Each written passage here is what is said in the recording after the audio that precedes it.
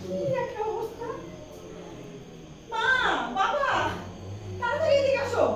কি হয়েছে বাবা? কি সরলের নাক থেকে তো আমি সর্বে ঘুমাতে নাম পারছি দেখে না। তো আমি ঘুমাতে পারছি না। ও ওমা, এই 2-3 মাস ধৈর্য ধরো, সব ঠিক হয়ে যাবে।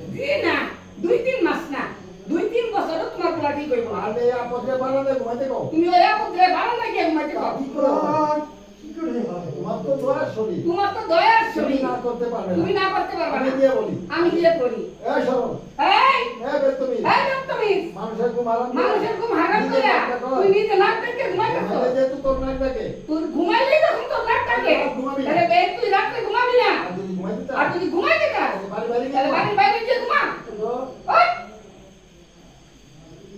ঘুম কি অসাধারণ জিনিস। যদি আসে সব কিছু ঘুরায় দেবে। আর যদি না আসে, মনটা সব করতে লাগে।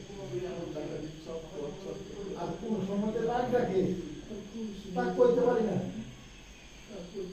মন তাই কয়, নাক ডাকায় যে রাখবো, গলায় ঘুরা রাখবো। যাও চলে যাও। চলে যাও। জেঠি ভাই বললেন, যাও তোমরা এখন শান্তিতে গিয়ে ঘুমাও। যাও।